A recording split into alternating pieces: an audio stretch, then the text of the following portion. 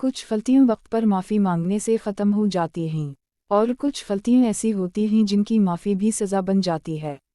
ये कहानी है एक ऐसे शख्स की जो मोहब्बत में जालिम था, और एक ऐसी औरत की जिसने टूटकर भी खामोशी को माफ़ी नहीं बनाया। माफ़ी, जब मुआफ़ करना सबसे मुश्किल फ़ैसला बन जाए।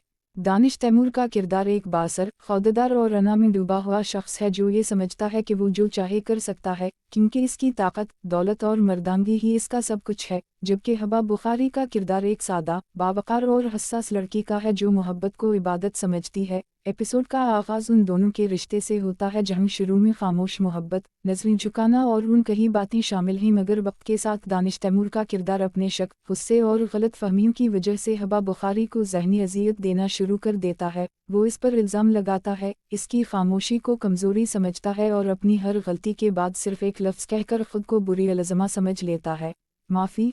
मगर हबा बुखारी का किरदार हर बार टूटता है, हर बार बर्दाश्त करता है क्योंकि वो रिश्ते को बचाना चाहती है। एक सीन में वो कहती है कि माफ़ी मांग लेना आसान है मगर दिल से मुआफ़ कर देना बहुत मुश्किल। दानिश तैमूर को ये बात मामूली लगती है मगर नाज़रीन के लिए ये जुमला पूरे ड्रामे की बुनियाद बन जाता है। एपिसोड के आखिर में एक बड़ा मोड़ आता है जहां दानिश तैमूर एक ऐसी हद पार कर जाता है जिसके बाद हबा बुखारी पहली बार खामोश नहीं रहती। वो अंसुम के साथ कहती है कि अब माफ़ी काफ़ी नहीं, अब हिसाब होगा। और यही वो लम्हा है जहां एपिसोड ख़त्म होता है और नाज़िर सोचने पर मजबूर हो जाता है कि क्या हर रिश्ता माफ़ी से बच सकता है या कभी कभी माफ़ी भी जुल्म बन जाती है।